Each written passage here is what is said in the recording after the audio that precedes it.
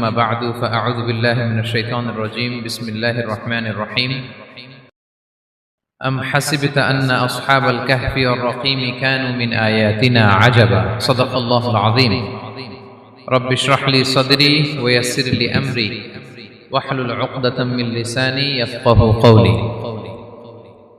আল্লাহ রাব্বুল ইজ্জা ওয়াল জালালের দরবারে শুকরিয়া জ্ঞাপন করছি যে আল্লাহ তাআলা আমাদেরকে কোম্পানিগঞ্জ নোয়াখালী অ্যাসোসিয়েশনের উদ্যোগে বরকতের মাস রমাদানুল মুবারাকে ইফতারির পূর্ব মুহূর্তে কিছু দিনী কথা শুনবার জন্য একত্রিত হওয়ার সুযোগ করে দিয়েছেন। আমরা সবাই পড়ে নিচ্ছি কালিমাতুশ শুকর আলহামদুলিল্লাহ। সম্মানিত শুধু আমি সূরা কাহাফের একটা আয়াত তেলাওয়াত করেছি এবং আমি ভেবে এসেছি যে সূরা কাহাফ থেকে কিছু কথা আপনাদের সাথে আজকে শেয়ার করব ইনশাআল্লাহ বিইذنিল্লাহ। সূরা কাহাফের যে লেসন গুলো আছে, দ্য কি লেসন্স ফ্রম সূরা আল কাহাফ বা দ্য প্রাইম লেসন্স ফ্রম সূরা আল কাহাফ, এটা আপনাদের সাথে আমি শেয়ার করব ইনশাআল্লাহ বিইذنিল্লাহ। সূরা কাহাফ এটি মাক্কি সূরা, মক্কায় নাজিল হয়েছে। এটা কোরআনের একেবারে মিডলে অবস্থিত, 15 পারায়, কোরআনের 18 নম্বর সূরা। আপনারা অনেকে দেখে থাকবেন যে সূরা কাহাফের মধ্যে একটা শব্দ আছে ওয়ালিয়াতালাত্তাফ। যারা কোরআন পড়েছেন দেখে থাকবেন, না দেখলে আজকে বাসায় যে দেখবেন একটা শব্দ আছে ওয়ালিয়াতালাত্তাফ। দেখবেন কোরআনের মধ্যে এই শব্দটা বোল্ড করা, মোটা কালি দিয়ে লেখা, bold. This is the middle of the holy Quran. এটা কোরআনের একেবারে মাঝখানে এই শব্দটা। এর আগে যত আয়াত তার পরে ঠিক তত আয়াত। সুবহানাল্লাহ বিহামদিহি। This is the middle of the holy Quran এবং এটা সূরা কাহাফের মধ্যে আছে ওয়ালিয়াতালাত্তাফ শব্দটা আপনারা দেখবেন। এবং এই সূরাটা নবুয়তির ৫ম বৎসরে নাজিল হয়েছিল, আবিসিনিয়াতে হিজরতের পূর্বে। তখন সাহাবীদের উপর, নমুসলিম সাহাবাদের উপর কঠিন অত্যাচার চলতেছিল, ভয়ঙ্কর ধরনের অত্যাচার। তো এই সূরাটা নাজিল করে আল্লাহ তাআলা ওনাদেরকে সান্ত্বনা দিলেন এবং বুঝাতে চাইলেন এই অত্যাচার, এই জুলুমের শিকার শুধু তোমরাই হচ্ছ না, এর আগেও হয়েছে অনেকে। 7 জন যুবক ছিল রোমান সাম্রাজ্যে, তারা তাদের ঈমান বাঁচানোর জন্য এরকম কষ্টের শিকার হয়েছিল এবং তারা যে স্বপ্ন দেখেছিল সেই স্বপ্ন আল্লাহ তাআলা বাস্তবায়ন করেছেন। তো এই ঘটনাগুলো শুনিয়ে বেসিক্যালি মক্কার যে নও-মুসলিম সাহাবারা তাদেরকে আল্লাহ তাআলা সান্ত্বনা দিচ্ছিলেন যে ফ্রাস্ট্রেটেড হওয়ার কিছু নেই। ওয়ালা তাহিনু ওয়ালা তাহজানু ওয়া আনতুমুল আ'লাউনা ইন কুনতুম মুমিনিন। হতাশ হবে না, চিন্তিত হবে না, বিজয় তোমাদেরই হবে যদি তোমরা মুমিন হও, যদি তোমরা বিশ্বাসী হও, তোমাদের ঈমানের দাবিতে যদি তোমরা সত্যবাদী হও। এই সূরাটা নাজিলের একটা প্রেক্ষাপট আছে। মক্কার কুরাইশরা কোনোভাবেই যখন রাসূল সাল্লাল্লাহু আলাইহি ওয়াসাল্লামকে দমাতে পারছিল না, তখন তারা প্ল্যান করলো যে আমরা মদিনাতে যে মদিনার ইহুদিদের কাছ থেকে কিছু জেনে আসি। কারণ মক্কাবাসীদের নবী, রাসূল, ওহী, আখিরাত এগুলোর ব্যাপারে কোনো ধারণা ছিল না। তো ফলে তারা কুরাইশরা নজর ইবনে হারিস এবং উকবা ইবনে আবি মুঈত এই দুইজনকে পাঠালো, তোমরা মদিনায় যাও, মদিনায় ইহুদিরা থাকে, ইহুদিদের কাছে তাওরাত নাজিল হয়েছিল। They have idea regarding prophets and আখিরাত, আখিরাত কি, নবী কি, এগুলোর আইডিয়া তাদের আছে। তো তাদের দুইজনকে পাঠালো যে তোমরা যে তাদের জিজ্ঞেস করো যে আমাদের জ্ঞাতি ভাইদের মধ্যে থেকে একজন তো নবী দাবি করে, সে কি আসলে নবী কিনা, আমরা কিভাবে বুঝবো? তো যেই চিন্তা সেই কাজ, তারা গেল মদিনাতে, মক্কা থেকে মদিনায়, যে খুলে বললো যে আমাদেরই এক ছেলে, আমাদেরই এক লোক বয়স 40 হওয়ার পর থেকে বলে আমি নবী, আমার কাছে ওহী আসে, আল্লাহ আমার কাছে বাণী পাঠায়, আর তিনি আমাকে বাণী বাহক করে পাঠিয়েছেন তোমাদের কাছে। এটা আসলে সত্য কিনা আমরা একটু কনফিউশনে আছি। তো ইহুদিরা বলল তোমরা যে তাকে 3টি প্রশ্ন করবে, যদি উত্তর দিতে পারে বুঝবে সত্য নবী। 1 নম্বরে জিজ্ঞেস করবে যে মুহাম্মদ বলো তো আসহাবে কাহাফ কারা, আসহাবে কাহাফ সম্পর্কে তোমরা কি জানো? যে সূরাটার নাম সূরাতুল কাহাফ। কাহাফ মানে হচ্ছে কেই, গুহা, মানে গুহাবাসী। 7 জন যুবক এই গুহার ভিতরে আশ্রয় নিয়েছিল ঈমান বাঁচানোর জন্য। মুহাম্মদ তুমি যদি সত্য নবী হও বলো এই ঘটনাটা কি। 2 নম্বরে তাকে জিজ্ঞেস করবে জুলকারনাইন বাদশা সম্পর্কে কি জানে, সে কিছু জানে কিনা। 3 নম্বর তাকে জিজ্ঞেস করবে মা হুয়া রূহ, রূহ কি, যে রূহটা দেহে ঢুকলে মানুষ নড়ে চড়ে, প্রাণবন্ত একটা অ্যানিমেশন থাকে, এটা বের হয়ে গেলে সে ডেড বডি, লাশ হয়ে পড়ে থাকে। What is the origin of রূহ, স্পিরিট। এই 3টা প্রশ্নের উত্তর যদি জানে তাহলে আসলেই সে সত্য নবী।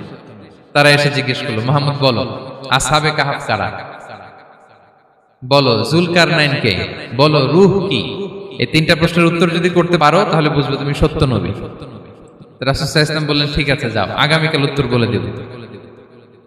তিনি ইনশাআল্লাহ বলতে ভুলে গেলেন। রাসূল সাল্লাল্লাহু আলাইহি ওয়াসাল্লামের ধারণা ছিল প্রতিদিনই তো জিবরাইল কোরআনের আয়াত নিয়ে আসে, তো তারই ধারাবাহিকতায় আগামীকাল আসবে, আমি জিজ্ঞেস করে নিব এই তিনটা প্রশ্নের উত্তর। তারপরের দিন সবাই এসে হাজির, কিন্তু জিবরাইল আলাইহিস সালাম আসেনি। রাসূল সাল্লাল্লাহু আলাইহি ওয়াসাল্লাম তো একটু বিব্রতকর পরিস্থিতিতে বললেন। তারা বলল, তুমি তো আজকে অ্যাপয়েন্টমেন্ট দিয়েছো, ডেট দিয়েছো, বলো উত্তর বলো। রাসূল সাল্লাল্লাহু আলাইহি ওয়াসাল্লাম বলল, আজকে না, আগামীকাল বলে দিলাম। রাসূল সাল্লাল্লাহু আলাইহি ওয়াসাল্লাম ইনশাআল্লাহ কথাটা আর মনে করতে পারতেছেন না। এরপরের দিনও তারা এসে হাজির, কিন্তু রাসূল সাল্লাল্লাহু আলাইহি ওয়াসাল্লাম উত্তর দিতে পারতেছেন না। তারপরের দিন এভাবে পিছাচ্ছেন, রাসূল সাল্লাল্লাহু আলাইহি ওয়াসাল্লাম ডেট দিচ্ছেন, এভাবে একদিন, 2 দিন, 3 দিন না, 15 দিন। কয়দিন? এদিকে তো এই প্রশ্নের উত্তর জানার জন্য এখন একজন দুজন আসে না, দলে বলে কাফিররা আসে, কারণ রাসূল সাল্লাল্লাহু আলাইহি ওয়াসাল্লামকে এখানে অপমান করা যাচ্ছে, ছোট করা যাচ্ছে, হেয় করা যাচ্ছে। তারা এসে হাসাহাসি করে। আবু বকর, ওমর রাদিয়াল্লাহু আনহুকে বলে, দেখো তোমরা না বলছো সত্য নবী, উনি সত্য নবী হলে তো প্রথম দিন উত্তর দিয়ে দিতে পারতো, পারে না কেন? এটা থেকে বোঝা যাচ্ছে তিনি আসলে মিথ্যাবাদী। 15 দিন রাসূল সাল্লাল্লাহু আলাইহি ওয়াসাল্লামের জন্য এত বিব্রতকর পরিস্থিতি আর ছিল না। 15 দিন পর আল্লাহ তাআলা আয়াত নাযিল করলেন, ওয়ালা তাকুলান্না বিশাইইন ইন্নী ফাইলুন যালিকা গাদা ইল্লা আইয়াশা আল্লাহ। অর্থাৎ হে নবী, ভবিষ্যতের কোনো কাজে যখন ওয়াদা দিবেন, কমিটমেন্ট করবেন, আপনি আইয়াশা আল্লাহ মানে ইনশাআল্লাহ বলা ছাড়া কখনো দিবেন না। রাসূল সাল্লাল্লাহু আলাইহি ওয়াসাল্লামকে শিক্ষা দেওয়ার মধ্য দিয়ে বেসিক্যালি আল্লাহ তাআলা গোটা মুসলিম উম্মাহকে শিক্ষা দিলেন, আমাদেরকে শিক্ষা দিলেন, যাতে আমরা ভবিষ্যতের কাজে আগে ইনশাআল্লাহ বলি। তো রাসূল সাল্লাল্লাহু আলাইহি ওয়াসাল্লাম লেসনটা পেলেন। এরপর আল্লাহ তাআলা উত্তর জানিয়ে দিলেন, আম হাসিবতা আন্না আসহাবাল কাহফি ওয়ার রাকিমি কানু মিন আয়াতিনা আজাবা। টানা 2 পৃষ্ঠা উত্তর দিলেন আসহাবুল কাহফ কারা। তাওরাত, জাবুর, ইনজিলে কোথাও এত বিস্তারিত উত্তর নাই আসহাবে কাহফের ব্যাপারে। আল্লাহ তাআলা আল কাহফ, সূরাতুল কাহফ নামে গুহাবাসীদের নামে একটা সূরা দিলেন, বিস্তারিত 2 পৃষ্ঠায় বর্ণনা করলেন তারা কারা। কুরাইশরা তো তাআজ্জুব বনে গেল, ঘটনা কি, মুহাম্মদের উত্তর কিভাবে জানলো? সে তো কারো কাছে পড়ে নাই, লেখে নাই, এই দেশের বাইরেও কোথাও যায় নাই। দ্বিতীয় প্রশ্ন ছিল যুলকারনাইনকে আল্লাহ আয়াত নাযিল করলেন, ওয়াসআলুনাকা আন যিল কারনাইন কুল সাআতলু আলাইকুম মিনহু যিকরা। টানা আল্লাহ তাআলা প্রায় 1.5 পৃষ্ঠা, 1 পৃষ্ঠারও বেশি যুলকারনাইনের ঘটনা শোনালেন। আর রূহের কথা শোনালেন সূরা আল ইসরাতে, ওয়াসআলুনাকা আনির রূহ কুলির রূহু মিন আমরি রাব্বি ওয়া মা উতীতুম মিনাল ইলমি ইল্লা কালিলা। রূহ এটা আল্লাহর স্পেশাল একটা অর্ডার, আল্লাহর আদেশে এটা ঢুকে আল্লাহর আদেশে বের হয়, এটা কেউ ছুঁতে পারে না, ধরতে পারে না, দেখতে পারে না, এটা আল্লাহর পক্ষ থেকে একটা মিরাকেল। 3টা প্রশ্নের উত্তর যখন আল্লাহ তাআলা দিয়ে দিলেন, রাসূল সাল্লাল্লাহু আলাইহি ওয়াসাল্লাম তাদেরকে সাবলীল ভাষায় শুনিয়ে দিলেন, তারা অবাক হয়ে গেল। এইটা হচ্ছে সূরাতুল কাহফ নাজিল হওয়ার প্রেক্ষাপট। এরকম একটা সিচুয়েশনে নবুয়তির 5ম বছরে আল্লাহ তাআলা এই সূরাটা নাজিল করেছেন। এই সূরার কিছু ফজিলত আছে। রাসূল সাল্লাল্লাহু আলাইহি ওয়াসাল্লাম জুমার দিনে এই সূরাটা আমাদেরকে তেলাওয়াত করতে বলেছেন। আপনারা তেলাওয়াত করেন তো? সূরা কাহফ যদি জেনে না থাকেন আজকে থেকে করবেন। রাসূল সাল্লাল্লাহু আলাইহি ওয়াসাল্লাম বলেছেন যে জুমার দিনে যে এই সূরা কাহফ তেলাওয়াত করবে, মান ক্বারা সূরাতাল কাহফি ফি ইয়াউমিল জুমআতি আদাআ লাহু মিনান নূরি মা বাইনাল জুমআতাইন। 2 জুমার মাঝখানে আল্লাহ তাআলা এই জুমার সময়টাকে তার জন্য আলোকিত করে দেয়। কি করে দেয়? আলোকিত করে দেয়। একটা নূর তার জন্য সেট করে, এই নূর তাকে হেদায়েতের পথে অবশিষ্ট রাখে। এটা হচ্ছে একটা। তাহলে জুমার দিন আমরা সূরা কাহফ তেলাওয়াত করব, মনে করি এটা সুন্নাহ। জুমার দিনের সুন্নাহগুলোর মধ্যে থেকে একটা সুন্নাহ হচ্ছে সূরা কাহফ তেলাওয়াত করা। আবার আরেকটা হাদিসে রাসূল সাল্লাল্লাহু আলাইহি ওয়াসাল্লাম বলেছেন, মান হাফিযা 10 আয়াতিন মিন আউয়ালি সূরাতিল কাহফি উসিমা মিন ফিতনাতিদ দাজ্জাল। যে ব্যক্তি সূরা কাহফের প্রথম 10 আয়াত মুখস্থ করবে, সে দাজ্জালের ফিতনা থেকে মুক্তি পাবে। দাজ্জালের নাম তো আপনারা শুনেছেন, ভয়ঙ্কর ডেঞ্জারাস একটা ক্যারেক্টার। পৃথিবীর শুরু থেকে শেষ পর্যন্ত এর চেয়ে বড় ফিতনা আসেনি, আসবেও না। দাজ্জালের ফিতনা, সে তার এক চোখ থাকবে, আরেক চোখ এরকম বন্ধ থাকবে, এখানে লেখা থাকবে কাফারা। কোনোভাবেই তাকে দমানো যাবে না, হত্যা করা যাবে না। আল্লাহ নবী ঈসা আলাইহিস সালাম তাকে হত্যা করবেন। তো যে ব্যক্তি সূরা কাহফ তেলাওয়াত করবে, সূরা কাহফের প্রথম 10 আয়াত বিশেষ করে মুখস্থ রাখবে, আল্লাহ তাআলা উসিমা মিন ফিতনাতিদ দাজ্জাল, দাজ্জালের ফিতনা থেকে তাকে বাঁচাবেন। তা আমরা দাজ্জালের ফিতনা থেকে বাঁচতে চাই কি চাই না? আমরা যেন সূরা কাহফের প্রথম 10 আয়াত মুখস্থ করি, সূরা কাহফ যেন জুমার দিন আমরা তেলাওয়াত করি। So now the question arises, what is the relationship of সূরাতুল কাহাফ উইথ দাজ্জাল। দাজ্জালের সাথে সূরা কাহাফের রিলেশনটার কারণ কি? একটা মেকানিজম তো এখানে আছে। এত সূরা থাকতে রাসূল সাল্লাল্লাহু আলাইহি ওয়াসাল্লাম কেন বললেন যে সূরা কাহাফ পড়লে দাজ্জালের ফিতনা থেকে বাঁচবে? কারণটা কি? এর কারণ হচ্ছে দাজ্জাল আমাদেরকে যে সমস্ত জিনিস দিয়ে ফিতনায় ফেলবে, ওই ফিতনাগুলোর সলিউশন আল্লাহ তাআলা সূরা কাহাফের ভিতরে রেখে দিয়েছেন। দাজ্জাল চারটা জিনিস দিয়ে আমাদেরকে ফিতনায় ফেলবে। দ্যাটস ট্রায়াল অফ ফেথ, এক নাম্বার। ঈমানের পরীক্ষায় সে আমাদেরকে ফেলবে, আমাদের বিশ্বাস নিয়ে ছিনিমিনি খেলবে সে। এটার সলিউশন আছে সূরা কাহাফ, আমি বলবো আস্তে আস্তে। দুই নম্বরে দাজ্জাল আমাদেরকে ফিতনায় ফেলবে দ্য ট্রায়াল অফ ওয়েলথ, সম্পদ দিয়ে সে আমাদেরকে ফিতনায় ফেলবে। তিন নম্বর দ্য ট্রায়াল অফ নলেজ, জ্ঞান দিয়ে সে আমাদেরকে ফিতনায় ফেলবে। চার নম্বর দ্য ট্রায়াল অফ পাওয়ার, ক্ষমতা দিয়ে সে আমাদেরকে ফিতনায় ফেলবে। দাজ্জাল চারটা জিনিস দিয়ে আমাদেরকে পরীক্ষায় ফেলবে। কয়টা? এক হচ্ছে ঈমানি পরীক্ষা, দুই হচ্ছে সম্পদ দিয়ে পরীক্ষা, তিন হচ্ছে জ্ঞান দিয়ে পরীক্ষা, চার হচ্ছে ক্ষমতা দিয়ে পরীক্ষা। সে ঈমানের পরীক্ষায় আমাদেরকে ফেলবে। সে এসে বলবে আমি তোমার রব, এবং এটা প্রমাণ করার জন্য যা যা দরকার আল্লাহ তাআলা তাকে সব দিবেন। সে সব করতে পারবে।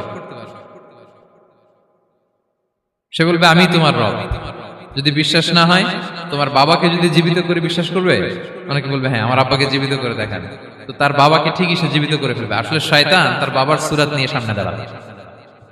আরে তাই তো, এটাই তো আমার বাবা, এটাই তো আমার দাদা।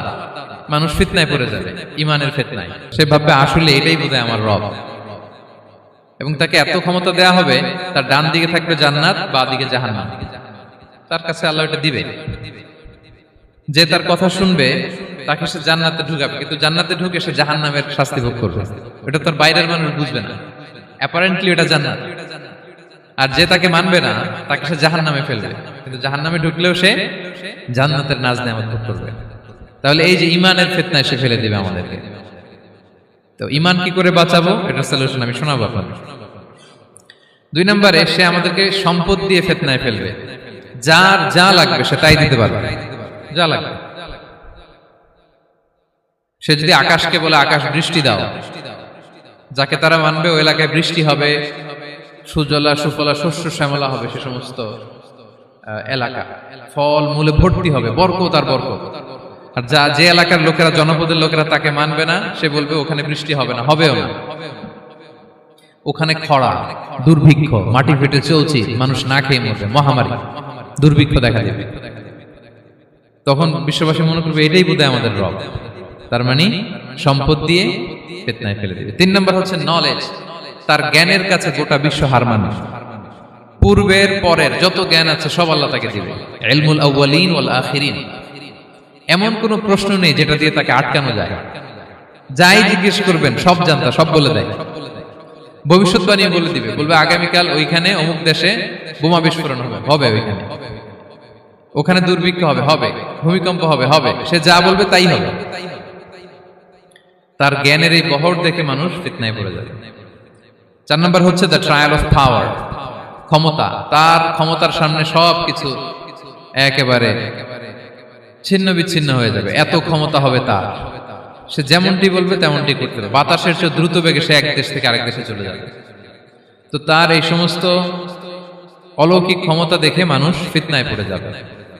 এবং এই ফিতনা, এই পরীক্ষার মুহূর্তগুলোতে মানুষ কিভাবে নিজেকে ধরে রাখবে তার সলিউশন আল্লাহ তাআলা সূরা কাহফে দিয়েছেন। এই চারটা ফিতনা থেকে বাঁচার জন্য আল্লাহ সূরা কাহফে চারটা ঘটনা উল্লেখ করেছেন। কয়টা? এক নাম্বার হচ্ছে আসহাবে কাহফ, যুবকদের ঘটনা, 7 জন যুবকদের ঘটনা। ঈমান কি করে বাঁচাবেন, সলিউশন ওখানে। সম্পদের ফিতনা থেকে কিভাবে নিজেকে বাঁচাবেন, এজন্য একজন বাগানওয়ালার ঘটনা আল্লাহ সেখানে বলেছেন। জ্ঞানের ফিতনা থেকে কি করে বাঁচবেন, এজন্য আল্লাহ তাআলা মুসা আলাইহিস সালাম এবং খিজির আলাইহিস সালামের ঘটনা সেখানে উল্লেখ করেছেন। আর ক্ষমতার ফিতনা থেকে কি করে বাঁচবেন এটা বোঝানোর জন্য আল্লাহ তাআলা যুলকারনাইনের ঘটনা উল্লেখ করেছেন। চারটা ফিতনা থেকে বাঁচার জন্য কয়টা ঘটনা? চারটা ঘটনা। আমরা তাহলে একটা একটা করে ঘটনা শুনি, আমরা একটু উদ্ধার করার চেষ্টা করি যে কি কি সলিউশন আল্লাহ তাআলা আমাদের বাতলে দিলেন। এক নম্বর হচ্ছে আসহাবে কাহফের ঘটনা। এটা 250 খ্রিস্টাব্দের সময়কালে রোমান সাম্রাজ্যের একজন বাদশা ছিল, নাম দাকিয়ানুস, প্রতাপশালী বাদশা, পৌত্তলিক, মূর্তির পূজা করে। ঈসা আলাইহিস সালাম বিদায় নিয়েছেন, 200-250 বছর হলো। তো সব নবীর ধর্মই কিন্তু ইসলাম, যদিও আমরা নাসারা বলি, ইহুদি বলি, সব নবীদের ধর্মই কি ইসলাম। তো তিনি ছিলেন পৌত্তলিক, মূর্তির পূজা করত। আর তার এলাকায় কেউ যদি ঈসা আলাইহিস সালামের নাম নিত, আখিরাতে বিশ্বাস করত, আল্লাহ বিশ্বাস করত, তাদেরকে তারা পাথর মেরে হত্যা করত। এজন্য ভয়ে কেউ ঈসাই ধর্মে ঈমান আনতো না, মানে ইসলামে ঈমান আনতো না। এই রাজার ভয়ে সবাই মূর্তির পূজা করত। কিন্তু 7 জন যুবক ছিল, তারা স্রোতে গা ভাসিয়ে দেয়নি, স্রোতের বিপরীতে তারা ঈমান নিয়ে দাঁড়িয়েছে। তারা ঈসা আলাইহিস সালামের রেখে যাওয়া সত্য ধর্মের উপর ঈমান এনেছিল, আখিরাতে তারা বিশ্বাস করত। তো এই 7 জন যুবকের কথা ছড়াতে ছড়াতে রাজা দাকিয়ানুসের কাছে চলে যায়। উনি তো রেগে মেগে আগুন ডেকে পাঠালো 7 জনকে। তো তাদেরকে জিজ্ঞেস করলো, তোমরা কাকে মানো? বলতেছে, এক আল্লাহকে মানি। সাহসী, খুবই সাহসী। বলতেছে, তুমি কি জানো তোমরা কার সামনে কথা বলতেছো? আমি তো তোমাদেরকে মৃত্যুদণ্ড দিতে পারি। তারা বলে, দেন, কিন্তু আমরা সব বিসর্জন দিলেও ঈমান বিসর্জন দিতে পারবো না। সুবহানাল্লাহ। উনি বললেন, তোমরা যুবক মানুষ, রক্ত গরম, আবেগে কথা বলতেছো, 3 দিন সময় দিলাম, যাও, ঈসার নাম ভুলে যাও, আখিরাত ভুলে যাও, আল্লাহর নাম ভুলে যাও। 3 দিন পরে তোমাদেরকে আবার ইন্টারভিউ নেব। ওই দিন যদি একই কথা বলো, পাথর মেরে 7 জনকে দুনিয়া থেকে উড়িয়ে দেব। তারা চলে গেল। এবার 7 বন্ধু মিলে পরামর্শ করতে লাগলো, কি করতে পারি আমরা, এই গুণে ধরা সমাজকে আমরা কিভাবে বাঁচাবো, এই পৌত্তলিকতার ছোবল থেকে এই ইফসিস নগরীকে বাঁচাবো কি করে। নগরীটার নাম ছিল ইফসিস নগরী। বর্তমানে এটা তুরস্কের ইজমির শহরে অবস্থিত। এখনো জায়গাটা প্রত্নতাত্ত্বিকদের ওই ইয়েতে এটা সংরক্ষিত, এখনো টুরিস্টরা যায়। তো তারা বলল, আমরা ঈমান বিসর্জন দিব না, যদি আমরা ওদের কথা মেনে নিই আমরা তো মুশরিক হয়ে গেলাম, চলো আমরা এক কাজ করি, আমরা এলাকা ছেড়ে দিই। এই 7 যুবক আল্লাহর উপর ভরসা করে তারা বাড়ি ঘর আত্মীয় স্বজন সব ছেড়ে দিয়ে, লোকালয় ছেড়ে দূরে একটা পাহাড়ের ভেতরে আশ্রয় নিল। পাহাড়ের ভেতরে একটা গুহা ছিল, এই গুহা কি আরবিতে বলে আল কাহাফ। কি বলে? এই সূরার নাম কি? সূরাতুল কাহাফ। তো তাদের সাথে সাথে একটা কুকুরও যাচ্ছিল। তারা বারবার তাড়িয়ে দেওয়ার চেষ্টা করতেছিল কুকুরটাকে, যাতে না যায়, কিন্তু কুকুর শুধু কান্না করে তাদের সাথে যাওয়ার জন্য, ঘেউ ঘেউ করতেছিল। এই কুকুরটাকেও সাথে নিল। ভালো মানুষদের সাথে থাকলে কি হয় দেখেন, এই কুকুরের কথা, যেহেতু 7 জন ইমানদারের সাথে একটা কুকুর ছিল, এই কুকুরের কথা আল্লাহ সূরাতুল কাহাফে উল্লেখ করে দিয়েছে। ওয়া কালবুহুম বাসিতুন যিরাআইহি বিল ওয়াসিল। তো তারা ভিতরে গেল, যে প্রচন্ড ক্লান্ত, তারা ঘুমিয়ে পড়ল।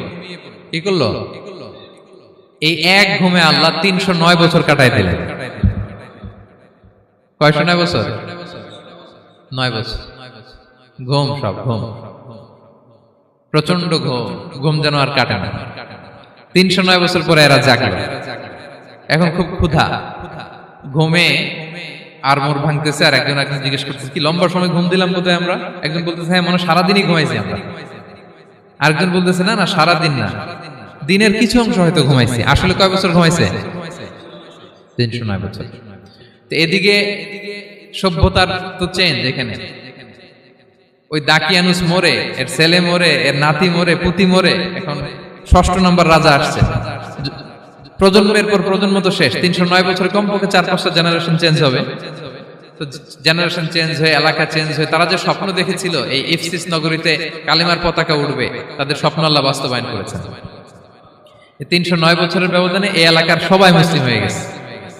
আল্লাহ চাইছিলেন ওদেরকে দেখাবে, এটা ওদের স্বপ্নটা যে বাস্তবায়ন হয়েছে এটা দেখাবে। তো ঘুম থেকে উঠছে, একজনকে তারা বললো যে লুকায় লুকায় চাদর মুড়ি দিয়ে কিছু রুটি নিয়ে আসো বাজার থেকে, যাতে তোমাকে না চিনে। চাদর মুড়ি দিয়ে যাও। কিছু পয়সা ছিল, মুদ্রা দিয়ে দিস। তো সে যে যখন দোকানদারের কাছ থেকে রুটি নিয়েছে আর মুদ্রা দিছে, দোকানদার বলে, এই মুদ্রা কোত্থেকে আসলো? 309 বছর আগে মালয়েশিয়াতে রিঙ্গিট ছিল কিনা জানি না, যেভাবে ওরা ট্রানজাকশন করতে পারে, যেটা ছিল ওইটা যদি এখন কেউ দেয়, রাজধানী বিলাসে খাবার পাওয়া যাবে? হ্যাঁ। তো রুটিওয়ালা বলে, তুমি বর্তমান সময়ের মুদ্রা দাও, এটা দিচ্ছ কেন? বলতেছে, এটা তো বর্তমান সময়ের মুদ্রা। বলতেছে, এই যে মুদ্রার মধ্যে দেখো কোন সালের সিল দেওয়া, এটা তো শত শত বছর আগে। বলতেছে, কি বলে শত বছর আগে? আমি তো আজকে সকালেই বাজার করলাম, ওই বাজার করে যে টাকাগুলো ছিল ওইটাই তো পকেটে। বলতেছে, বলে কি? নিশ্চয়ই তুমি গুপ্তধনের সন্ধান পেয়েছো, হিডেন ট্রেজার। বলো, মানে তার সাথে এদের কথাবার্তা কিছু মিলতেছে না। পরে তাকে ধরে ওই সময়কার রাজার কাছে নিয়ে গেছে। ওই রাজা আবার মুসলিম, সবাই মুসলিম তখন। সে যা বলে এরাও কেউ বিশ্বাস করে না, এরাও যা বলে এও বিশ্বাস করে না। আর এলাকা এর বাড়িঘর আসবে কোত্থেকে? এর নাতি পুতি যা আছে 5-6 পুরুষ তো মরে সবাই কবরে। তখন তার কথা শুনে সবাই অবাক। তো এটা মিলানোর জন্য তারা 309 বছর আগের দাকিয়ানুস বাদশার সরকারি যে নথিপত্র, ওই পুরাতন ছিঁড়া নথিপত্র তারা বের করলো। বের করে দেখে ঠিকই দাকিয়ানুস নামে এক বাদশা ছিল, আর অনেক শত শত বছর আগে মোস্ট ওয়ান্টেড 7 জন যুবক ছিল যাদের ব্যাপারে এক্সিকিউশনের অর্ডার ছিল। এখন দেখে তারা অবাক। লম্বা ঘটনা আমি খুব শর্ট করে বলতেছি। পরে সবাই মিলে তাকে সহ ওই গুহায় গেল। গুহায় যাওয়ার পরে সে বাকিদেরকে ডাকতে গুহার ভিতরে ঢুকলো। আল্লাহ তাআলা 7 জনকে ওইখানে মৃত্যু দিয়ে দিলেন। চিরকালের জন্য এই 7 জন ঘুমায় পড়লো। আর এলাকাবাসী রাজা সহ ওইখানে তারা একটা মসজিদ নির্মাণ করলো। This is the story of আসহাবে কাহাফ। তো এলাকাবাসী যদিও মুসলিম হয়েছিল, কিন্তু আখিরাতের ব্যাপারে তাদের একটা সন্দেহ ছিল যে আসলে মানুষ মরার পরে কি আবার জীবিত হবে? মৃত্যুবরণ করার পরে আবার মানুষ জীবিত হবে? তাদের মনের মধ্যে একটা সন্দেহ ছিল যে আসলে মারা গেলে মানুষ আবার উঠতে পারে। তাদের এই সন্দেহ দূর করার জন্য আল্লাহ তাআলা এই 7 জনকে 309 বছর ঘুম পাড়িয়ে আবার জীবিত করলেন। সুবহানাল্লাহ বিহামদিহি। তাহলে ঈমান কিভাবে বাঁচাতে হয় এটার প্রেরণা আমরা এই 7 যুবকের কাছ থেকে পাই। এখানে যেটা আমরা শিখি প্রিয় ভাইরা, 1 নম্বর লেসন হচ্ছে আমাদের গুড কোম্পানি লাগবে, রাইটাস পিপল, মানে আমাদের সার্কেলটা ভালো হইতে হবে। তাদের 7 জনের সার্কেলটা খুব ভালো ছিল, ফলে তারা বিপথে যায় না এবং তারা এমন শক্ত সিদ্ধান্ত নিয়েছে যে আল্লাহ তাআলা সেটাতে বরকত দিয়েছেন, গোটা সমাজকে আল্লাহ তাআলা চেঞ্জ করে দিয়েছেন। এটা হচ্ছে 1 নম্বর লেসন। আপনি ঈমান বাঁচাতে হলে আপনার সার্কেল ভালো লাগবে। খুঁজবেন যে এলাকায় যাবেন ওখানে নামাজি সার্কেল কারা আছে, ওখানে জ্ঞানী গুণী সার্কেল কারা আছে, ওখানে ভালো কাজ করতে চায়, একে অপরকে সহযোগিতা করে, কল্যাণের পথের যাত্রী কারা আছে খুঁজতে হবে আপনাকে। খুঁজে ওই সার্কেলে আপনি যুক্ত হবেন, তাইলে ঈমান বাঁচানো যাবে। ক্লিয়ার? 2 নাম্বার হচ্ছে conflict between believers and disbelievers it's universal. সত্য মিথ্যার লড়াই এটা চিরন্তন, আজীবন থাকবে। এটা ওনাদেরও ছিল, এখনো আমাদের লড়াই করে যেতে হচ্ছে, আমাদের ভবিষ্যৎ প্রজন্মও করবে। এই লড়াইটা আমরা করে যেতে চাই। কি বলেন? হ্যাঁ, থামা যাবে না? আমরা থামতে আসিনি, আমরা এই লড়াইটা করে যাব। আমরা সত্যের কথা বলেই যাব ইনশাআল্লাহ। বলেন। 3 নাম্বার হচ্ছে যে লেসনটা আমরা পাই, অনেকগুলো লেসন, আমি খুব প্রেসাইজলি বলতেছি।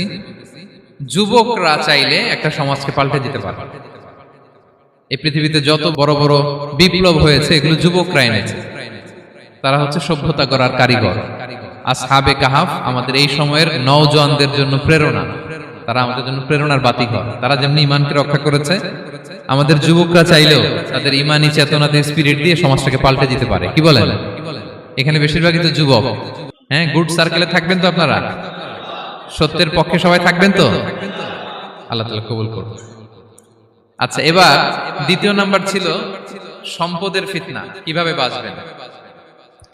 আসহাবে কাহাফের পরে সূরা কাহাফে আল্লাহ তাআলা একজন বাগানওয়ালার ঘটনা বলেছে। 2 জন বন্ধু, একজন একটু গরিব, সে বিশ্বাসী, আরেকজন ধনী, সে অবিশ্বাসী।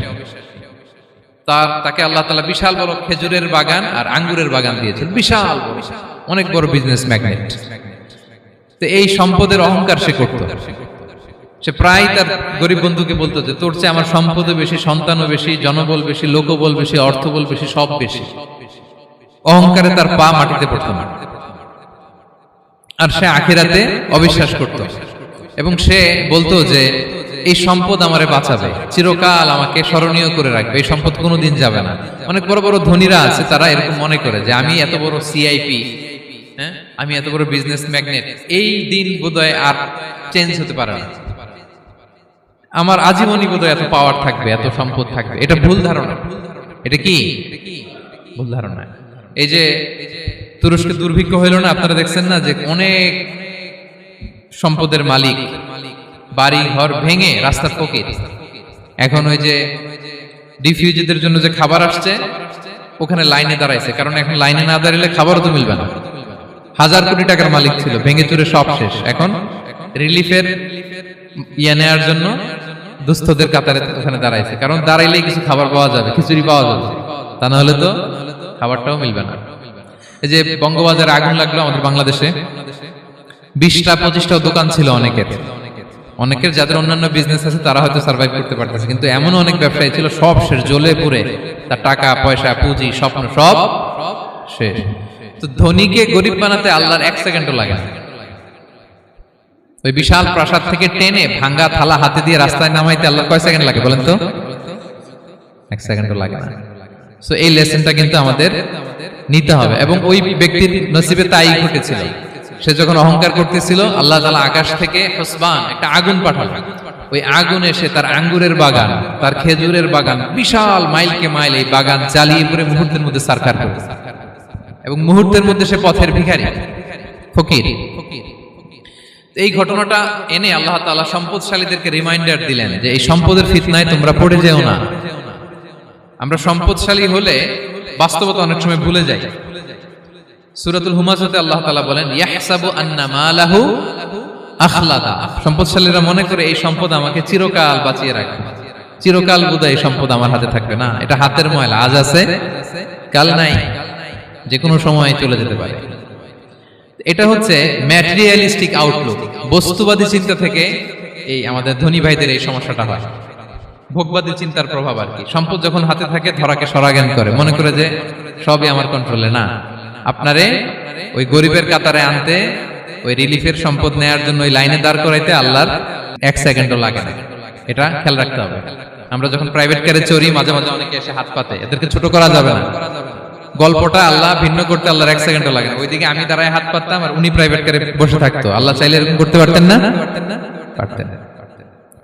তো এখান থেকে আমাদের জন্য শিক্ষা হচ্ছে, সম্পদ এটা ক্ষণস্থায়ী, আজ আছে কাল নাই। এটা ক্ষণস্থায়ী, এটাকে এভারলাস্টিং মনে করা যাবে না। এভারলাস্টিং হচ্ছে আখিরাত। ওয়ালাল আখিরাতু খায়রুল লাকা মিনাল উলা। আখিরাত তোমার জন্য দুনিয়ার চেয়ে শ্রেষ্ঠ। এবং আল্লাহ তাআলা দৃষ্টান্ত একটা দিয়েছেন যে দুনিয়ার জীবনটা হচ্ছে কামা, ওই পানির মতো, যেটা আনজালনাহু মিনাস সামা, আকাশ থেকে নাজিল করেছি। ওই পানি ক্ষেতের মধ্যে পড়ে ফসল, ফুল ফসল হয়েছে। এরপরে যখন ফসল কাটা হয়, ওই ক্ষেত খামার এগুলো তৃণলতা হয়ে যায়, ভুসির মতো হয়ে যায়। তখন বাতাসের ঝাপটায় একবার এদিকে যায়, একবার ওদিকে যায়। অনেক লম্বা উপমা, আমি সংক্ষেপে বললাম। তো শেষ আউটপুটটা হচ্ছে এটা, সম্পদ এটা মুহূর্তেই চলে যেতে পারে। সম্পদ উপার্জন জায়েজ আছে, মুসলিমরা সম্পদ উপার্জন করতে পারবে, কোনো অসুবিধা নাই। আপনি যদি ধনী হন এটা ভালো, ফলে আপনি যাকাত দিতে পারবেন, অসহায় দুস্থদের সহায়তা করতে পারবেন, কন্ট্রিবিউট করতে পারবেন। আপনি সম্পদ হাতের মুঠোয় নেবেন, কন্ট্রোল করবেন, কিন্তু এই দিকে স্থান দিবেন না। দ্যাটস ইট, তাহলেই হবে। আমরা সম্পদ কি করতে পারবো? উপার্জন করতে পারবো, কিন্তু হৃদয়ে স্থান দিতে পারবো না। হৃদয়ে স্থান থাকবে আখিরাতের। এই মাইন্ডসেট যদি আপনি গড়ে তোলেন, তাহলে সম্পদের ফিতনা আপনি কখনো পড়বেন না। এই পয়েন্টটা কি ক্লিয়ার সবার? ক্লিয়ার। 3 নাম্বার ফিতনা ছিল কিসের ফিতনা দেখি কে বলতে পারে? প্রথমটা হচ্ছে বিশ্বাস বা ঈমানের ফিতনা, 2 নাম্বার হচ্ছে সম্পদের ফিতনা, 3 নাম্বার জ্ঞানের ফিতনা। জ্ঞানেরও কিন্তু ইলমেরও একটা গরম আছে। যার ইলম আছে তার মধ্যে এই সমস্যাটা কাজ করে। সেটার জন্য আল্লাহ তাআলা মুসা আলাইহিস সালাম, খিজির আলাইহিস সালামের ঘটনা বলেন। আমি খুব সংক্ষেপে বলবো, সময় কম। মুসা আলাইহিস সালাম হচ্ছে বনি ইসরাইলের নবী, আর খিজির আলাইহিস সালাম কেউ বলেছেন নবী, কেউ বলেছেন আল্লাহর ওলি। আসলে আরবিতে ওনার নাম খদির, আমরা বাংলায় বলি খিজির। খদির মানে সবুজ। উনি যে কোনো জায়গায় বসলে ওখানে মরা গাছ, লতা পাতা এগুলো সবুজ হয়ে যেত। অনুর্বর এলাকার উপর দিয়ে হেঁটে গেলে ওটা উর্বর হয়ে যেত। তো মুসা আলাইহিস সালাম একবার ওয়াজ করতেছেন এইভাবে বনি ইসরাইলের সামনে, খুতবা দিচ্ছেন। হঠাৎ এক লোক দাঁড়ায় বলে, ইয়া নবী আল্লাহ, মান আ'লামু ফিল আরদ, বর্তমান পৃথিবীতে সবচেয়ে জ্ঞানী কে?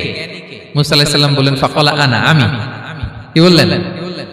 উনি আসলে ভুল কিছু বলেন নাই, কারণ প্রত্যেক জামানার নবীকেই আল্লাহ তাআলা সবচেয়ে বেশি জ্ঞান দিয়ে পাঠান, কারণ তার কাছে ওহীর জ্ঞান আসে, অদৃশ্যের খবর আসে, ইলমুল গায়ব আসে। কিন্তু এই উত্তরটা আল্লাহ তাআলার পছন্দ হয় না।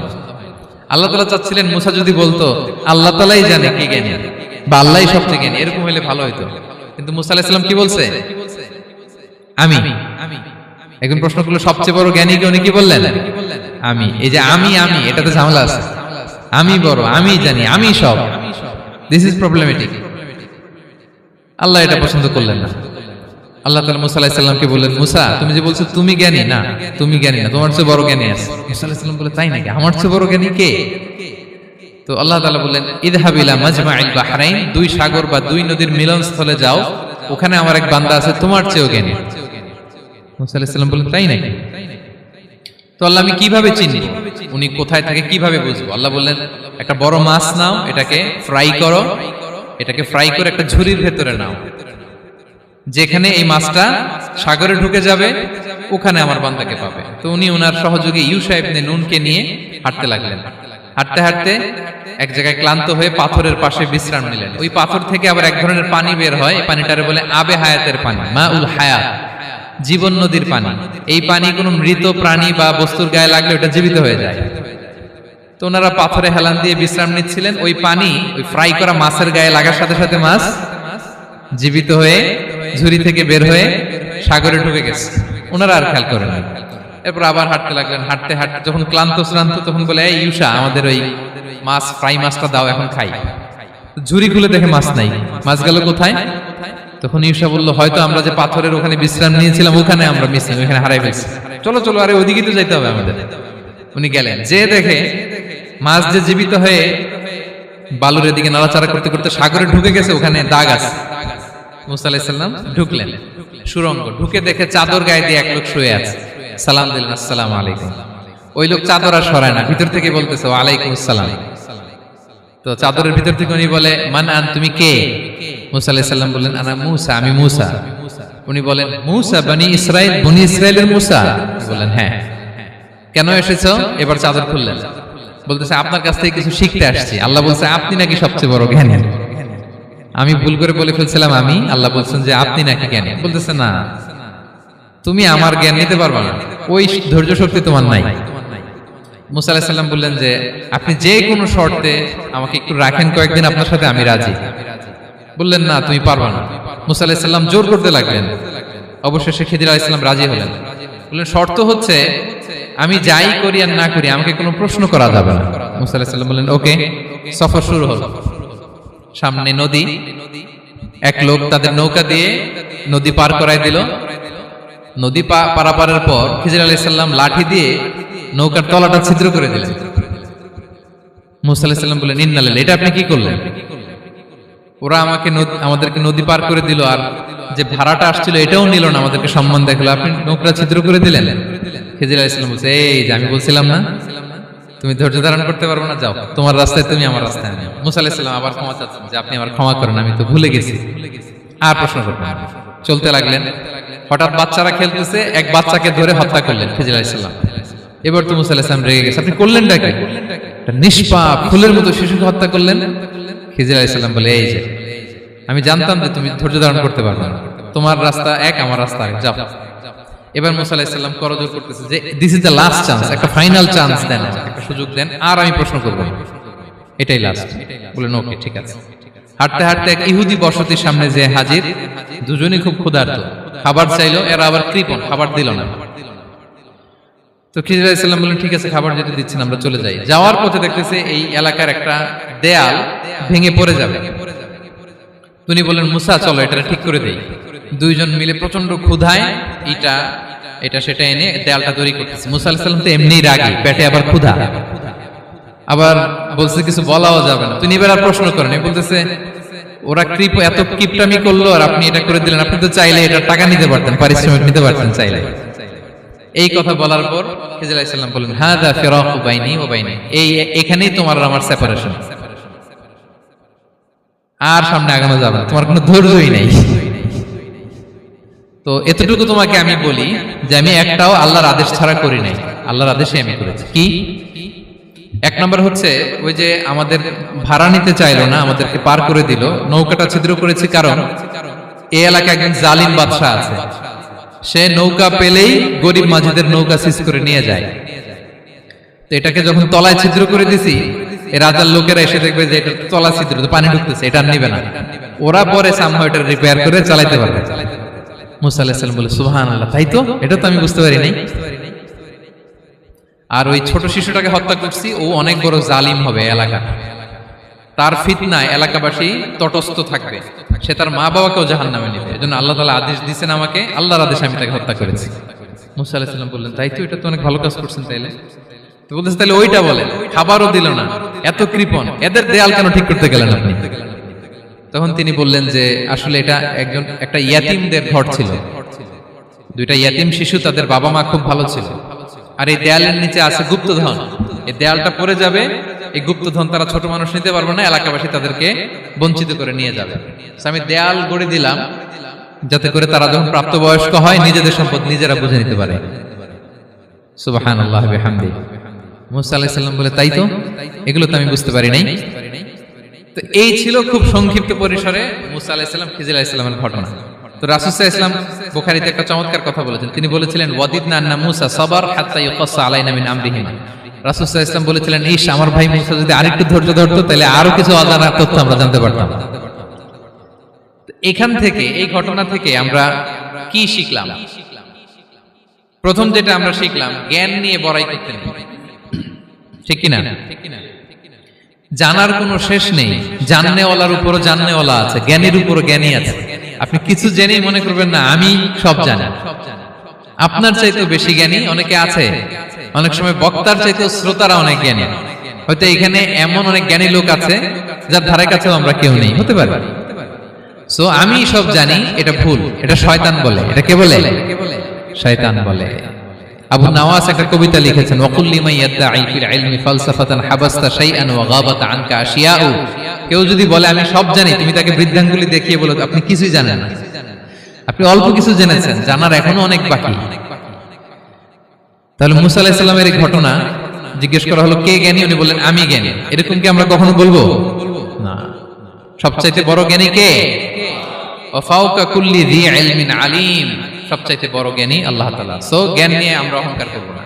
দুই নম্বর যে শিক্ষাটা আমরা পাই, ওই যে নৌকা দিয়ে পারাপার হচ্ছিল, তখন একটা চড়ুই পাখি এসে সাগরের মধ্যে মুখ দিয়েছিল। তো খিজির আলাইহিস সালাম বললেন, মুসা, তুমি কি চড়ুই পাখিটা দেখতে পাচ্ছ? হ্যাঁ, দেখতে পাচ্ছি। চড়ুই পাখিটা যে সাগরে মুখ দিলে দেখতে পাচ্ছ? হ্যাঁ, দেখতে পাচ্ছি। তখন খিজির আলাইহিস সালাম বললেন, চড়ুই পাখিটা সাগরে মুখ দিয়ে পানি খাওয়ার পরে চড়ুই পাখির ঠোঁটে বা চঞ্চুতে যতটুকু পানি লেগে আছে, এই পানিটা হচ্ছে তোমার, আমার এবং মহাবিশ্বের আমাদের সকলের জ্ঞান। আর এই মহাসাগরের সকল পানি হচ্ছে আল্লাহ তাআলার জ্ঞান। আল্লাহ তাআলা বলেছেন, ওমা উতিতু মিনাল ইলমি ইল্লা কালিলা। আমি তোমাদেরকে একেবারে অল্প জ্ঞান দিয়েছি, একেবারে অল্প। এই রহস্যে ঘেরা এই মহাবিশ্বের অনেক কিছু আমাদের অজানা। প্রিয় ভাইরা, আমরা অনেক কিছু জানি না, আমাদের এই লিমিটেড নলেজ এগুলো ধরে না, তারপর আমরা জ্ঞানের বড়াই করি। আপনারা উপমাটা বুঝতে পারছেন? একটা নৌকা থেকে চড়ুই পাখি ঠোঁট দিয়ে পানি খাচ্ছে, পানি খাওয়ার পরে স্বভাবতই চড়ুই পাখির ঠোঁটে একটু পানি তো লাগবে। খিজির বললেন যে এই পানিটা হচ্ছে তোমার, আমার, পৃথিবীর সবার জ্ঞান, আর এই সাগরের বাকি পানিগুলো কার জ্ঞান? এবার বুঝতে পারছেন আল্লাহ তাআলার জ্ঞানের পরিধি। আমরা জ্ঞান নিয়ে যেন কখনো কি না করি, বড়াই না করি। জ্ঞান দুই ধরনের, একটা বাহ্যিক জ্ঞান, একটা অন্তর্নিহিত জ্ঞান। External knowledge, internal knowledge. আমরা যখন কোরআন হাদিস পড়ি আমাদের বাহ্যিক জ্ঞান অর্জন হয়। কোরআন হাদিস পড়লেই আপনি জ্ঞানী হয়ে যান। এটা কোরআন হাদিস পড়তে হয়, এটা ডাইজেস্ট করতে হয়, এটার উপর আমল করতে হয়। এই জ্ঞান অর্জন শেষে এরপরে আল্লাহর প্রিয় বান্দাদেরকে আল্লাহ অন্তরে ইলমের নূর দেন, ইলহাম দেন। That is the knowledge, that is the pure knowledge.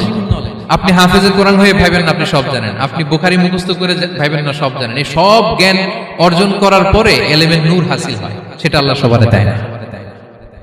So এই অন্তর্নিহিত জ্ঞান, দূরদৃষ্টি, farsightedness, that is the pure knowledge. এটার জন্য বছরের পর বছর, যুগের পর যুগ সাধনা করতে হয়। সেটার জন্য এই জ্ঞান অর্জনের জন্য তিনটা জিনিস করতে হয় ইলমের নূর অর্জনের জন্য। কয়টা? এক হচ্ছে বিনয়, দুই হচ্ছে সফর, তিন হচ্ছে সবর। আবার বলি, এক হচ্ছে বিনয়, দুই হচ্ছে সফর, তিন হচ্ছে সবর। আল্লাহ তাআলা আল্লাহর নবীকে তাওরাত দেওয়ার পরেও আরো ট্রেনিং সেশন করাইছেন খিজির আলাইহিস সালামের কাছে। যাও, ওনার কাছে গেলে তুমি ছোট হবা, নত হবা। জ্ঞান যদি আমি নিতে চাই আমাকে ছোট হইতে হবে। ধরেন একটা গ্লাস থেকে একটা খালি গ্লাসে পানি ঢালবো, তো যেটাতে নেওয়া হবে এটা উপরে থাকলে হবে? যে গ্লাসটার মধ্যে পানি আছে এটা উপরে থাকবে, ওইটা ব্ল্যাঙ্ক গ্লাসের মধ্যে পড়বে। আপনি নলেজ, ইলম নিতে চাইলে আপনাকে নিচে থাকতে হবে, উনি উপরে থাকবে।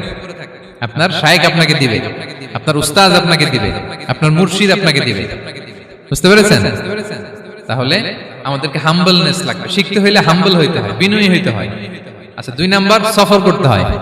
এটা আল্লাহ মুসা আলাইহিস সালামকে দিয়ে করাইছেন, যাও পিছে পিছে উস্তাদের পিছে পিছে ঘুরো। তো এজন্য সফর করতে হয়। এখন ঘরে বসে অনেক কিছু জানা গেল, উস্তাদের সান্নিধ্য লাগে। সফর করতে হয়। আমাদের ক্লাসিক আলেমরা হাদিস কালেকশনের জন্য শহরকে শহর সফর করতেন। এখনো আমাদের আলেমরা দেওবন্দে যায়, মিশরে যায়, মদিনায় যায়। এখানকার মালয়েশিয়ান স্টুডেন্টরা দেশে বিদেশে যে নলেজ অর্জন করে। সফর আপনাকে লাগবে। তাহলে বিনয়, সফর, 3 নম্বরে কি সবর, ধৈর্যশীল হইতে হবে। দেখেন মুসা আলাইহিস সালাম বারবার প্রশ্ন করে ফেলতেছেন, বারবার ওয়াদা ভঙ্গ করতেছেন। এরকম করলে হবে না, ধৈর্য লাগবে। ধৈর্যের বলে বলিয়ান হলে তখনই আপনার মধ্যে ইলম আসবে। তাহলে জ্ঞানের ফিতনায় পড়ার আর আমাদের কোনো সম্ভাবনা আছে? আমরা বিনয়ী হব, আমরা জ্ঞান আল্লাহর দিকে ফিরাই দেব। আমরা বলবো উনি সবচেয়ে ভালো জানেন। পারা যাবে তো ইনশাআল্লাহ? আচ্ছা, আমি একেবারে শেষ পর্যায়ে চলে আসছি, 2 মিনিটের মধ্যে শেষ করে দিচ্ছি। 3 নাম্বার ছিল কিসের ফিতনা?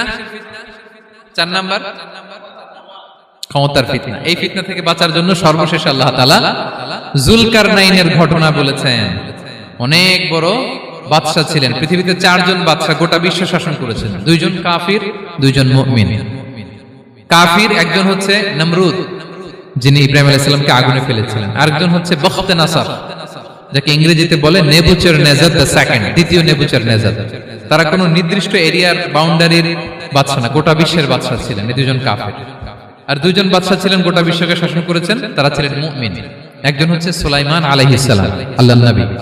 আরেকজন হচ্ছে যুলকারনাইন, গোটা বিশ্ব শাসন করেছেন। প্রাচ্য থেকে পাশ্চাত্য সব জায়গায় তিনি গিয়েছেন, ইসলামের বাণী প্রচার করেছেন, জালিমদেরকে শায়েস্তা করেছেন। তো এরকম দিক বিদিক তিনি জয় করতেছিলেন। অনেকে যুলকারনাইনকে আলেকজান্ডার দ্য গ্রেটের সাথে গুলিয়ে ফেলে না। ম্যাসিডোনিয়াতে যে আলেকজান্ডার দ্য গ্রেট ছিল, উনি আর যুলকারনাইন এক নন। যুলকারনাইন হচ্ছে আল্লাহ তাআলার প্রিয় একজন বান্দা, অনেক বড় সাহসী বীর পুরুষ ছিলেন, গোটা বিশ্বে ইসলাম প্রচার করেছেন। করতে করতে করতে করতে অনেক বড় ঘটনা, আমি সব শেষের ঘটনাটা বলি। উনি জর্জিয়া, বর্তমান যে জর্জিয়ার তিবলিসি এরিয়া, এখানে এসে একটা এলাকার সন্ধান পেলেন, যারা ওনাকে এসে বলল যে এখানে একটা জঙ্গলি গ্রুপ আছে যাদের নাম ইয়াজুজ মাজুজ, তারা এসে আমাদের উপর হামলা করে। হে যুলকারনাইন, আমরা আপনাকে ট্যাক্স কালেক্ট করে দিচ্ছি, আপনি তাদের মাঝে আর আমাদের মাঝে একটা প্রাচীর তৈরি করে দেন। আপনারা ইয়াজুজ মাজুজের নাম শুনেছেন না? ইংরেজিতে বলে গগ ম্যাগগ। নূহ আলাইহিস সালামের 4 সন্তান ছিল, হাম, সাম, ইয়াফাস, কানাআন। এই ইয়াফাসের বংশধর হচ্ছে ইয়াজুজ মাজুজ, জঙ্গলি, হাজার হাজার শুধু বংশ বিস্তার করে। তারা এসে লোকালয়ে মানুষের উপর আক্রমণ করে, তাদের গবাদি পশু এগুলো ছিনিয়ে নেয়, ফলমূল খেয়ে ফেলে। তো যুলকারনাইন বাদশার কাছে যখন বিচার দেওয়া হলো, উনি বললেন ঠিক আছে, তোমাদের ট্যাক্স দেয়া লাগবে না, তোমরা শারীরিক পরিশ্রম করে আমাকে সাহায্য করো। তো উনি বর্তমানে হচ্ছে এক পাশে কৃষ্ণ সাগর, ব্ল্যাক সি, আরেকদিকে কাস্পিয়ান হ্রদ বা কাস্পিয়ান সাগর, এর মাঝখানে 1200 কিলোমিটার লম্বা মাউন্টেন রেঞ্জ, পাহাড়ি এরিয়া। আপনারা গুগলে দেখবেন। এইখানে 2 পাহাড়ের মাঝখানে ফাঁকা জায়গায় তিনি বড় বড় লোহার পাত প্রথিত করলেন, গেড়ে দিলেন। এরপরে তামা, সীসা গালিয়ে বিশাল একটা ওয়াল তৈরি করলেন। এটা যুলকারনাইন উনার বানানো ওয়াল বা ড্যাম, প্রাচীর। এখন আর ইয়াজুজ মাজুজ আসতে পারে না, ওরা আর আসতে পারে না। ওরা প্রতিদিন এটা ভাঙার চেষ্টা করে, কিন্তু ভাঙতে ভাঙতে আরেকটু ভাঙলেই ভেঙে যাবে। ওরা বলে আগামীকাল ভেঙে ফেলবে, ইনশাল্লাহ বলতে ভুলে যায়। এজন্য এরপরের দিন এসে দেখে আবার এটা আগের মতো হয়ে আছে। কিয়ামতের আগ দিয়ে ওদের মধ্যে এই ইনশাআল্লাহর প্রেরণা আসবে। তাদের একজন বলে উঠবে আগামীকাল ইনশাআল্লাহ আমরা এটা ভেঙে খান খান করে দেব, ঠিকই ভেঙে ফেলবে। তখন তারা ভেঙে চুরে কুটি কুটি ইয়াজুজ মাজুজের দল এসে হামলে পড়বে। সামনে পড়বে তাবারিয়া সাগর, একদল এসে তাবারিয়া সাগর এমন ভাবে খাবে, এই দল যাওয়ার পরে আরেক দল এসে এখানে যে সাগরে যে পানি ছিল এটা কল্পনাই করতে পারবে না। তারা পৃথিবীতে ফিতনা ফাসাদ করবে। ঈসা আলাইহিস সালাম তখন আসবেন, দোয়া করবে আল্লাহ তাআলার কাছে মুমিনরা, একটা মহামারী দিবে আল্লাহ তাআলা ইয়াজুজ মাজুজের মধ্যে, ওরা মরে যাবে সব। এরপর বিশাল এক পাখি এসে তাদেরকে আল্লাহর মর্জি মাফিক এমন এক জায়গায় ফেলে আসবে, কেউ জানবে না। তো তারা যে পচে গলে মাটির সাথে মিশেছিল, এই গলিত লাশ থেকে মাটি খুব উর্বর হয়ে যাবে। এরপর আল্লাহ তাআলা পৃথিবীর মধ্যে বারাকা দিবেন, কিছু রোপণ করলে তাড়াতাড়ি ফুলে ফেপে বড় বড় ফলমূল হচ্ছে। তো এটা কিয়ামতের আলামতের অন্য কোনো আলোচনায় হয়তো আমরা বলবো। তো যুলকারনাইন তিনি বিশাল এখানে প্রাচীর তৈরি করে দিয়েছিলেন, এবং প্রাচীর তৈরি করে দিয়ে তাদেরকে বলেছিলেন যে যতদিন আল্লাহ তাআলা চাইবেন এটা থাকবে, এবং যেদিন আল্লাহ তাআলার আদেশ আসবে এটা ভেঙে খান খান হয়ে যাবে। তার মানে দেখেন, এত পাওয়ারফুল, এত শক্তিশালী, এত ক্ষমতাধর হওয়ার পরেও তিনি তার ক্ষমতাকে কার দিকে ফিরিয়ে দিয়েছেন? যে আল্লাহ যতদিন চাইবে এই প্রাচীর টিকে থাকবে, যেদিন আল্লাহ তাআলার আদেশ আসবে এই প্রাচীর ভেঙে খান খান হয়ে যাবে। সো আমরা ক্ষমতার দেখা পেলে, চেয়ার একটা পেলে আমরা যেন জালিম হয়ে না উঠি, এটা হচ্ছে এখান থেকে শিক্ষা। আমরা যেন জুলুম না করি। উনি সম্পদের মালিক ছিলেন, ক্ষমতার মালিক ছিলেন, কিন্তু উনি যে আল্লাহর বান্দা এটা ভুলে যান নাই। আমরা যখন ক্ষমতাশীল হই, আমরা যখন প্রধানমন্ত্রী হই, আমরা যখন প্রেসিডেন্ট হই, আমরা যখন পাওয়ারফুল হই, আমাদের সবচেয়ে বড় পরিচয় যে আমরা আব্দুল্লাহ, আল্লাহর গোলাম, এটা আমরা ভুলে যাই। আমাদের আসল পরিচয় কি? আমরা আল্লাহর গোলাম। আমরা যে আল্লাহর গোলাম, এই চিন্তাটা, এই সেন্সটা যদি আমাদের মাথায় থাকে, তাহলে ক্ষমতা আমাদেরকে দাম্ভিক বানাতে পারে না, আর ওই ক্ষমতা আমাদেরকে ফিতনায়ও ফেলবে না। তাহলে সম্মানিত সুধী, দাজ্জাল কয়টা জিনিস দিয়ে আমাদেরকে ফিতনায় ফেলবে? চারটা। দ্য ট্রায়াল অফ ফেইথ, ইমানের পরীক্ষা; দ্য ট্রায়াল অফ ওয়েলথ, সম্পদ দিয়ে পরীক্ষা; দ্য ট্রায়াল অফ নলেজ, জ্ঞানের পরীক্ষা; দ্য ট্রায়াল অফ পাওয়ার, ক্ষমতার পরীক্ষা। আর ইমানের পরীক্ষায় উত্তরণের জন্য আল্লাহ তাআলা আমাদেরকে এই সূরায় আসহাবে কাহফের ঘটনা শুনিয়েছেন, যে 7 জন যুবক তারা তাদের ইমানকে হেফাজত করেছিল। সম্পদের ফিতনা থেকে বাঁচানোর জন্য আল্লাহ তাআলা আমাদেরকে এক বাগানওয়ালার কাহিনী জানিয়েছেন, যে সম্পদ পেয়ে তোমরা দাম্ভিক হয়ে যাও না, এটা আজ আছে কাল থাকবে না। জ্ঞানের পরীক্ষা থেকে আমাদের মুক্তির জন্য আল্লাহ তাআলা অনেক বড় করে আল্লাহ নবী মুসা আলাইহিস সালাম এবং খিজির আলাইহিস সালামের ঘটনা শুনিয়েছেন, আমাদের বুঝিয়েছেন যে আমাদেরকে বিনয়ী হতে হবে, জ্ঞানের জন্য সফর করতে হবে এবং সবর করতে হবে। সবশেষে আল্লাহ তাআলা ক্ষমতার ফিতনা থেকে বাঁচানোর জন্য ক্ষমতাধর, আমরা তো একটা দেশের মালিক হই এখন, অমুক দেশের প্রেসিডেন্ট, অমুক দেশের প্রধানমন্ত্রী, উনি গোটা বিশ্বের প্রতাপশালী রাজা ছিলেন।